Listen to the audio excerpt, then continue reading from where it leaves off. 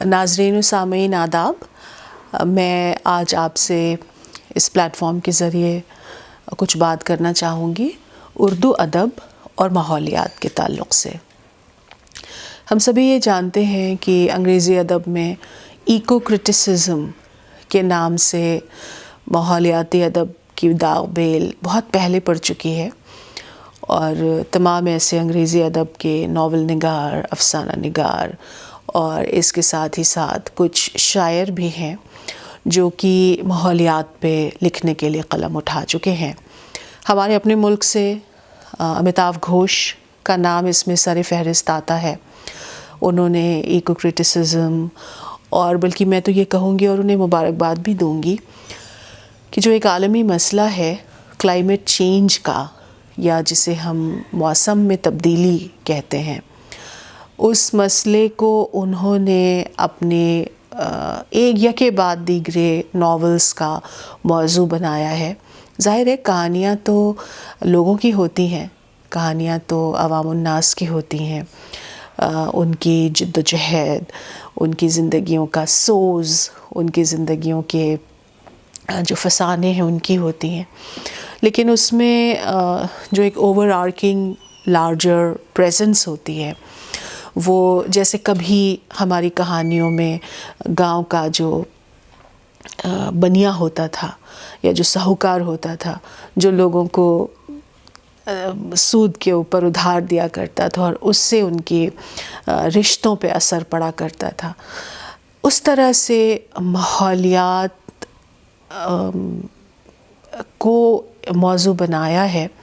اپنی ناولز کا امیتاو گھوش نے، کہ ماحولیات میں جو بحران ہے، جو کلائمیٹ چینج کے اثرات ہیں، وہ لوگوں کی روزمرہ کی زندگیوں پہ پڑ رہے ہیں، ان کی ذاتی زندگیوں پہ پڑ رہے ہیں۔ اور اسی طرح سے ایکو کرٹیسزم پہ آپ کو معلوم ہے بہت سے جرنلز وغیرہ بھی اب انگریزی میں دیکھنے کو مل رہے ہیں۔ مجھے افسوس ہے جس حد تک اردو ادب کو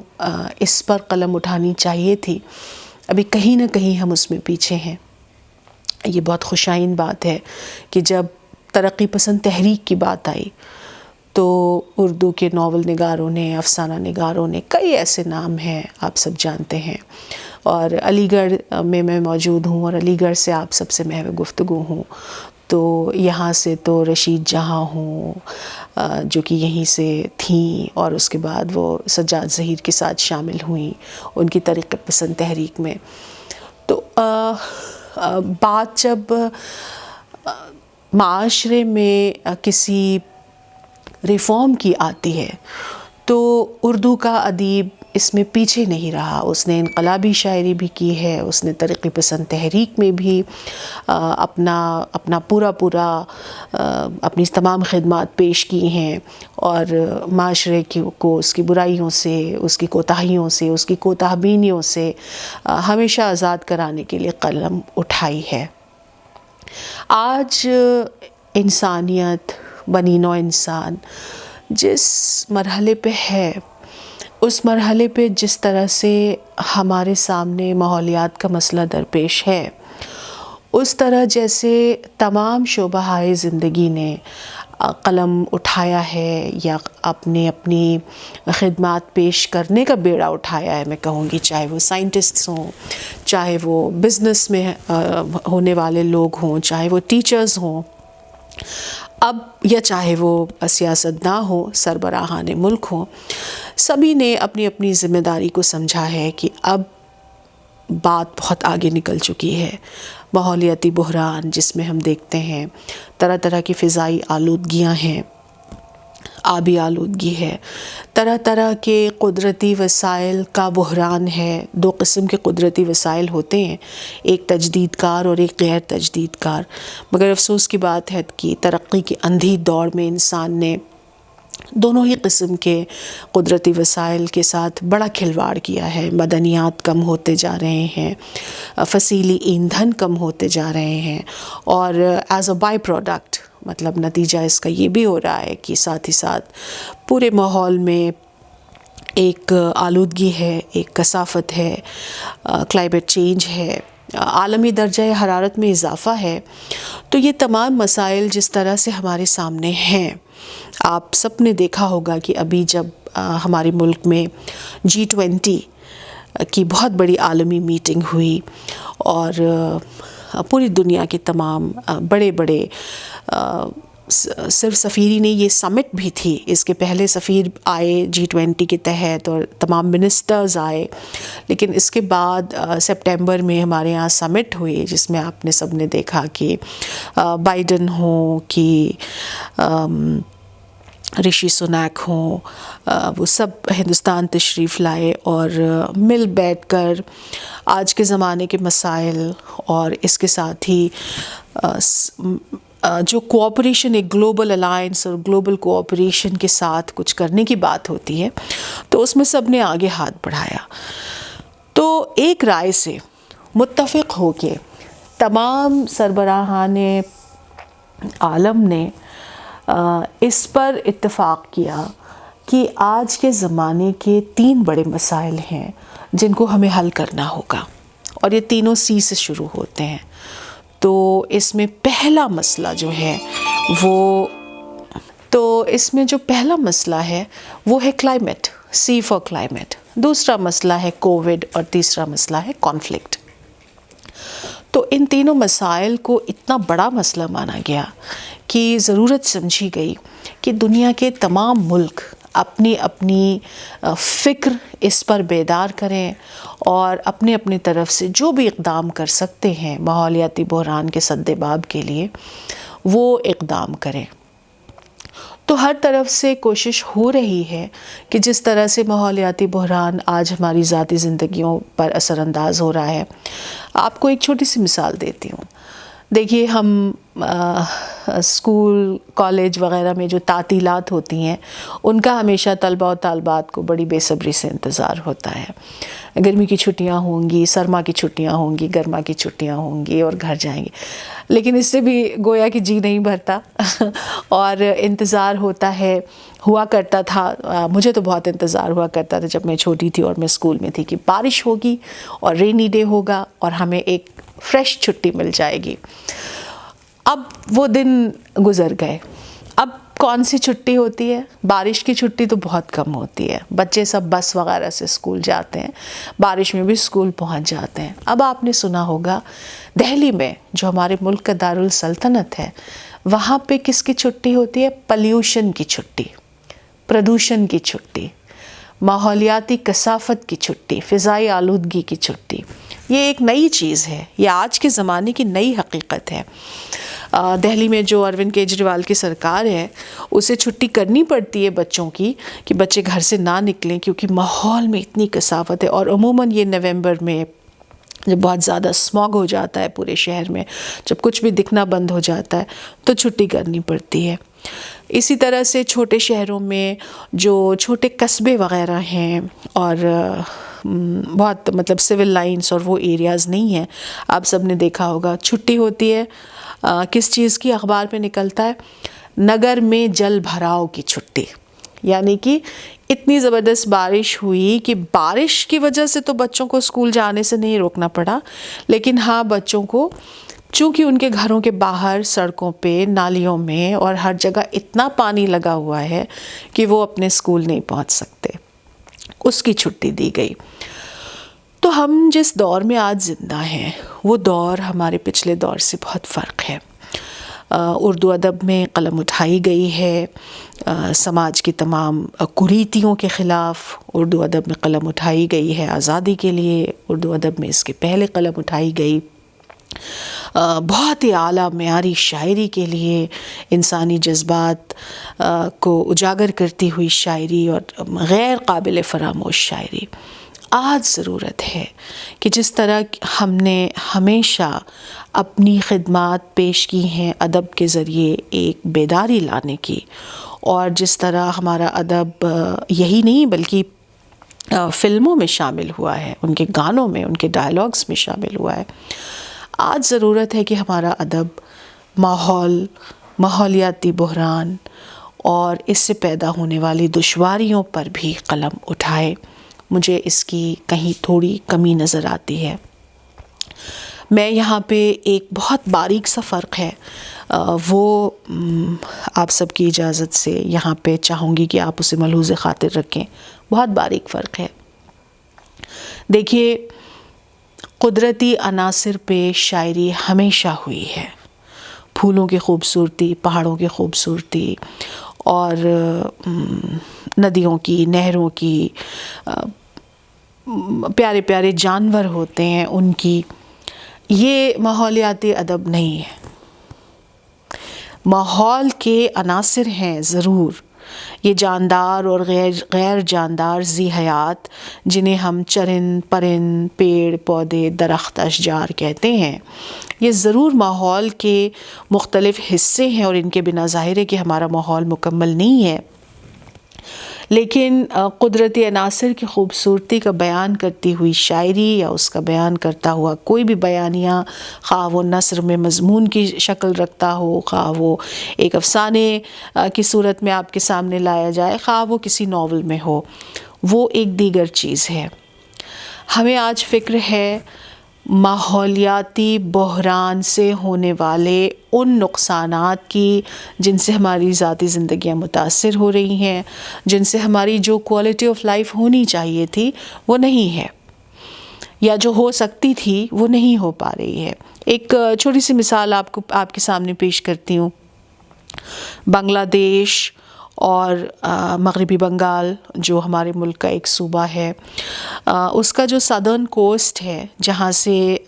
گنگا کے ڈیلٹا کے میدان اور جا کر کے بے آف بنگال میں مل جاتے ہیں، وہاں پہ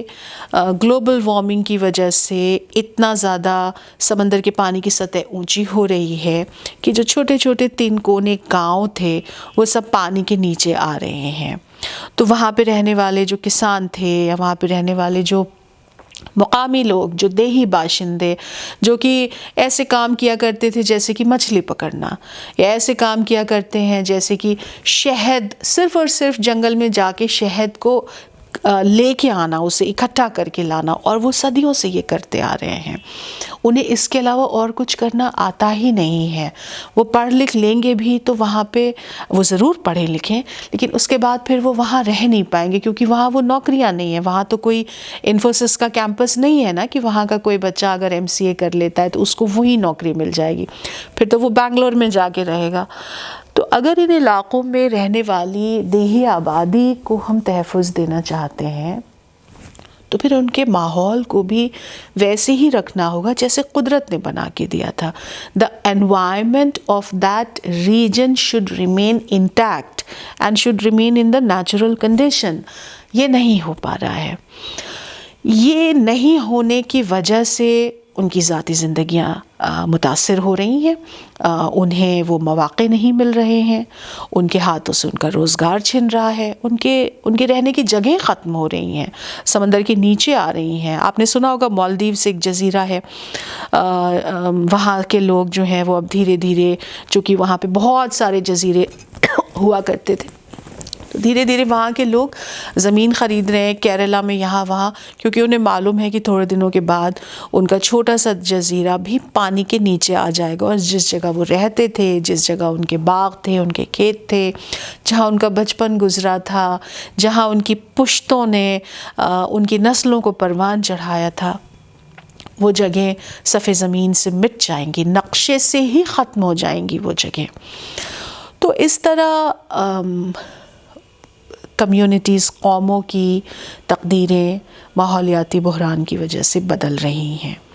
لوگوں کو گاؤں چھوڑ کے شہر آنا پڑ رہا ہے، شہر آ رہے ہیں تو ضروری نہیں ہے کہ وہاں پہ ان کی زندگیاں اتنی اچھی ہوں جتنی اچھی ان کی گاؤں میں زندگیاں تھیں. وہ وہاں کسے چھوڑ کے آ رہے ہیں؟ آپ سب نے گمن فلم دیکھی ہوگی مظفر علی کی، بڑی دل کو چھونے والی فلم ہے. میں کہوں گی کہ گمن فلم ایک ماحولیاتی بحران کی طرف اشارہ کرتی ہے، کیونکہ ایک خاندان جو اودھ کے کسی چھوٹے سے گاؤں میں پشت در پشت جیتا کھاتا رہتا آ رہا تھا، وہ خاندان اچانک سے وہاں سے اس کو اپنے بیٹے کو بامبے بھیجنا پڑتا ہے کہ وہ وہاں جا کر کے ٹیکسی چلائے اور وہ وہاں جا کر کے جو اس کی زمین گروی رکھ لی گئی ہے اس زمین کو چھڑوائے اور پیسے کما کر کے بھیجے. اور بڑی اچھی نظم کہی تھی شہریار صاحب نے جو کہ اس فلم میں شامل بھی ہے. گلوکاری اس کی مظفر علی صاحب نے کروائی اور اسے شامل کیا کہ سینے میں جلن آنکھوں میں طوفان سا کیوں ہے، اس شہر میں ہر شخص پریشان سا کیوں ہے،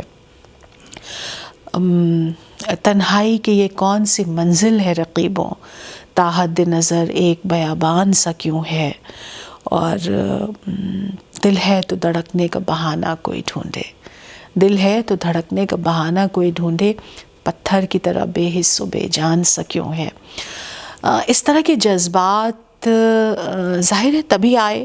فاروق شیخ نے وہ رول ادا کیا ہے اس فلم میں جو اپنی ماں کو، اپنی نوبیاحتہ بیوی کو گاؤں میں چھوڑ کے آ جاتا ہے. ماں کے انتقال پہ بھی واپس نہیں جا پاتا ہے. ظاہر نوبیاحتہ بیوی کو چھوڑ کے آنا کوئی آسان کام نہیں. ایسا صرف اس لیے کیونکہ ماحول میں وہ تبدیلی آئی کہ اب زرعی پیداوار ویسی نہ رہی جیسی ہوا کرتی تھی، اور یہ ایک ماحولیاتی بحران ہے. Now we have the kind of agriculture جس میں کیمیکلز، فرٹیلائزرز، پیسٹیسائڈز ان کا یوز کرنا پڑ رہا ہے، اور یہ اب وہ سبسسٹنس ایگریکلچر جو پہلے ہوا کرتا تھا، جو کم پانی میں بھی اور پچھلے سال کے بیجوں کو تھوڑا سا رکھ لیا اور ان کو اگلے سال دوبارہ بو دیا اور ان سے دوسری فصل ہو گئی، اب وہ زمانہ نہیں رہا. اب ہر سال کسان کو کچھ ادھار لینا پڑتا ہے، ہر سال کسان کو بیج خریدنا پڑتا ہے. رہی صحیح کسر جو ہے وہ جی ایم اوز جنہیں کہتے ہیں، genetically modified organisms, G M Ps, B T cotton آپ نے سنا ہوگا، بی ٹی برنجل آپ نے سنا ہوگا، جس میں کہ بیج رکھنا گناہ ہے کیونکہ بیج پر ایک پیٹنٹ ہے کسی بیرونی ملک کی بہت بڑی کمپنی کا. تو یہ وہ حالات ہیں جنہوں نے ماحولیات پہ بھی برا اثر ڈالا ہے، اور یہ وہ حالات ہیں جنہوں نے عام آدمی کی زندگی پر بھی برا اثر ڈالا ہے. اور کیوں اردو ادب پیچھے رہے؟ جب بھی کسی کو دکھ درد ہو، خواہ وہ کفن جیسی کہانی ہو جو کہ صرف ایک غریب خاندان کے دکھ درد کی کہانی ہے، خواہ وہ چوتھی کا جوڑا جیسی کہانی ہو جو صرف ایک مجبور لاچار شریف مسلمان خاندان کی لڑکی اور اس کی بے یار و مددگار ماں کی کہانی ہو، اور خواہ وہ آگ کا دریا جیسا ضخیم ناول ہو، یا خواہ وہ شمس الرحمن فاروقی کے کئی چاند تھے سر آسماں جیسا ایک دوسرا ضخیم ناول ہو. جو بھی اس زمانے کے حالات رہے، آگ کا دریا میں ہم نے ہمارے ملک کے تقسیم کے متعلق جو حالات تھے انہیں دیکھا. شمس الرحمن فاروقی کی اس ناول کی خیر میں کیا تعریف کروں، ماشاءاللہ 7 پشتوں کی اس میں کہانی بیان کی گئی ہے، اور کس طرح سے وہ جو ہیں اس میں وزیر خانم، ان کی زندگی کیا کہا جائے، مطلب خوبصورتی ہی ان کی دکھ کی ایک وجہ بن گئی. تو جب ہر موضوع پہ ہم نے قلم اٹھایا ہے، اور ہمارے یہاں بہت پائے کے اور بہت معیاری ایسے ادیب گزرے ہیں، قلم نگار، افسانہ نگار، ناول نگار، مضمون نگار، خاکہ نگار، اور اس کے ساتھ ہی ساتھ شاعر، تو آج ہمیں اس میں پیچھے نہیں رہنا چاہیے. میرا کہنا یہ ہے، یہ بھی ہماری قلم سے ہو کے گزرے. میرا کہنا یہ ہے اس پر بھی بات ہو، اور اس پر بھی ہماری زبان میں بات ہو. مجھے لگتا ہے اس پر بات کرنے والوں کی کمی اس لیے نہیں ہے کہ اس پر کوئی بات کرنا چاہتا نہیں ہے. مجھے لگتا ہے جس طرح سے اردو کے ادبا نے ہمیشہ ماحولیاتی عنصر پر ایک پینی نظر رکھی ہے، ہمیشہ ماحولیات کی خوبصورتی کو بیان کرنے میں وہ آگے آگے رہے ہیں. نازکی اس کے لب کی کیا کہیے، پنکھڑی ہو جیسے گلاب کی. تو ایسا نہیں ہے کہ ماحول پہ نظر نہیں ڈالی. اقبال نے شاہی کے جو عادات و اطوار ہیں ان کو اپنی شاعری کا مرکز بنایا، اور شاہی کی مثال پیش کی پوری قوم کو. یہ اقبال کا فلسفہ، ان کا خودی کا فلسفہ، اور میں کہوں گی کہ اس کے ساتھ ہی ساتھ ان کی باریک بینی تھی جو انہوں نے قدرتی عناصر کے لیے قریب رکھی، ملحوظ خاطر رکھی، اور شاہی کو انہوں نے دیکھا ہوگا، اسے آبزرو کیا ہوگا، ٹھیک ویسے ہی جیسے کہ ایک سائنٹسٹ، میں اپنی ٹریننگ سے ایک فیلڈ آرنیتھولوجسٹ ہوں. فیلڈ آرنیتھولوجسٹ یعنی کہ باہر جنگلات میں جا کے رہ کے میں نے پرندوں کو دیکھا، اور پرندوں کے عادات و اطوار اور ان کا رہن سہن، ان کا کھانا پینا، اس کے جو علوم ہیں ان پر میں نے ارتقاء اور وغیرہ پہ اور ماحولیات وغیرہ پہ میں نے پرچے لکھے اور پڑھائی کی، اور میرا پی ایچ ڈی اسی پہ ہے. میں نہیں کہوں گی کہ اقبال کا شاہی کا جو آبزرویشن ہے اور شاہی پر ان کی جو بات ہے وہ اس سے کہیں کم ہے، کہ انہوں نے ایک پرندے کو دیکھا، اس کا رہن سہن، اس کا کھانا پینا، پلٹ کر جھپٹنا، جھپٹ کر پلٹنا، لہو گرم رکھنے کا ہے ایک بہانہ کہ پرندوں کی دنیا کا درویش ہوں میں، کہ شاہی بناتا نہیں آشیانہ. شاہی کے عادات و اطوار کو دیکھا انہوں نے، جسٹ لائک اے سائنٹسٹ، ایک سائنسداں کی حیثیت سے. تو ایک فلسفی کے اندر ایک سائنسداں ہوتا ہے. اقبال کا ایک اور شعر ہے، پرواز ہے دونوں کا اسی ایک فضا میں، شاہی کا جہاں اور ہے، کرگس کا جہاں اور ہے. جو ایکولوجیکل نش سیپریشن کی تھیوری ہے، ابھی تو موقع نہیں ہے کہ میں یہ پوری تھیوری یہاں پہ سمجھا سکوں، لیکن اس پر ایک بہت ہی بہترین شعر ہے یہ. اور میرا یہ پسندیدہ شعر تو ہمیشہ، اور میں کبھی بھی ماحولیات کی کوئی بھی بات اپنے اس پسندیدہ شعر کے بغیر نہیں مکمل کر پاتی ہوں، جو چک بست کا شعر ہے کہ زندگی کیا ہے عناصر میں ظہور ترتیب، موت کیا ہے انہی اجزاء کا پریشاں ہونا. پوری بائیو کیمسٹری میں کہوں گی اس ایک شعر میں نہا ہے. تو سائنسداں نہ ہونے کے باوجود یہ وہ شاعر تھے جنہوں نے ماحولیات کو سمجھا. اب ہم اس پہ بات میں یہ مان کے چل رہی ہوں، میں اس بات کے قائل ہوں کہ ہمارے جو آج کے دور حاضر کے، عصر حاضر کے شاعر ہیں، ادیب ہیں، وہ اسے اپنی ذمہ داری سمجھتے ہیں کہ وہ ماحولیات پہ بات کریں، اور ماحولیاتی بحران کے سد باب کے لیے اگر ان کے نزدیک کوئی حل ہے تو وہ ضرور تجویز کی حیثیت سے اپنے اصلاحی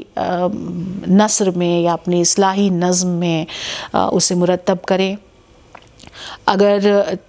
حل نہیں بھی ہیں تو ہمارا کام تو یہی بہت ہے کہ ہم مسائل کو اجاگر کریں، ہم مسائل کو اپنی نظم، اپنی نثر میں ایک دلچسپ انداز سے اس طرح پیش کریں کہ وہ لوگوں کے دلوں تک پہنچے، وہ لوگوں کے دلوں کو چھوئے. یہ اس کامیابی کا صحرا ہمیں جاتا ہے کہ سماج میں بہت کریتیاں ہوا کرتی تھیں، پہلے بہت کریتیاں ہوا کرتی تھیں.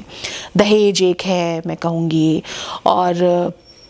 ایک بہت ضخیم نسائی ادب پہ ذخیرہ موجود ہے جس میں خواتین کے مساوی حقوق کی بات کی گئی ہے. تو یہ کریڈٹ ہمیں جاتا ہے، we can always take the credit کہ ہم نے معاشرے کی اصلاح کے لیے جب جو لکھنا تھا لکھا، اور اس سے معاشرے کی اصلاح ہوئی ہے. kind of a social reform has taken place because of that. ماحولیات کے متعلق مجھے یہ کہنا ہے کہ یہ صرف سائنسدانوں کا، یا یہ صرف حکمرانوں کا، یا یہ صرف سیاست دانوں کا کام نہیں ہے، یہ صرف ان کی ذمہ داری نہیں ہے کہ ماحولیات کے تحفظ کے لیے اقدام کریں. وہ کر رہے ہیں، لیکن جس حد تک لوگوں میں بیداری آنی چاہیے، اویئرنیس اینڈ سینسٹائزیشن، جس حد تک لوگوں میں ماحولیاتی اخلاقیات پیدا ہونے چاہیے، جس حد تک لوگوں میں یہ بیداری ہونی چاہیے کہ انہیں ایک ذمہ دار شہری کے طور پہ اپنی زندگی کو جینا ہے، چھوٹے چھوٹے کی قدریں ہیں ماحولیاتی تحفظ کی. بجلی کو بچانا، توانائی کو بچانا، شمسی توانائی کا استعمال زیادہ کرنا، یہ پیٹرول بچانا، پیڑ پودے بچانا، درخت لگانا، شجر کاری کرنا، جانوروں کے ساتھ صلہ رحمی کرنا، یہ چھوٹی چھوٹی چیزیں اگر ہم کرتے ہیں تو اس دنیا کی آبادی 800 بلین ہے، 800 کروڑ سے اوپر ہے اور روز بروز بڑھ ہی رہی ہے۔ اگر اتنی بیداری آدھے شہریوں میں بھی آ جاتی ہے کہ وہ ماحولیاتی طور پہ ایک ذمہ دار شہری بنتے ہیں اور وہ ماحولیاتی طور پہ ایک ذمہ دارانہ ان کا سلوک ہوتا ہے ماحولیات کے مختلف عناصر کے ساتھ، تو بہت بڑی تبدیلی آ سکتی ہے۔ یونائٹڈ نیشنز کا ایک بہت اچھا کوٹ ہے، any one any where can make a difference. آپ کے ہاتھ میں اگر ایک چھوٹے سے بلب کی توانائی کو ضائع ہونے سے بچانا ہے تو آپ اسے کریں، آپ اس کی فکر نہ کریں کہ دوسرے کیا کر رہے ہیں اور اس ایک بلب کے بند ہونے سے کیا ہو جائے گا۔ یا اگر آپ کے ہاتھ میں ایک چھوٹا درخت کا ایک وہ جسے سیپلنگ کہتے ہیں، چھوٹا سا پودا ہے وہ بھی ہے اور آپ اسے لگا سکتے ہیں تو آپ لگائیں۔ رسول اللہ صلی اللہ علیہ وسلم کی وہ حدیث مجھے بہت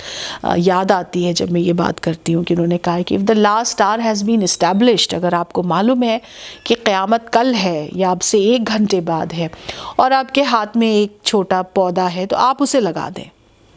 تو یہ ہوتی ہے ہماری ذمہ داری۔ میں نہیں کہوں گی یہ کہ اردو کے ادیب اسے کرنے کے لیے تیار نہیں ہیں، لیکن ہاں میں یہ ضرور کہوں گی کہ شاید ابھی ہمارے ادبا کی برادری میں یا وہ لوگ جو پرورش لوح و قلم کر رہے ہیں، ابھی جانکاری کی تھوڑی کمی ہے۔ جانکاری ہونی چاہیے سب سے پہلے تو اس کی کہ ماحولیاتی بحران بھی ایک ایسا زمرہ ہے جس میں ہماری خدمات درکار ہیں،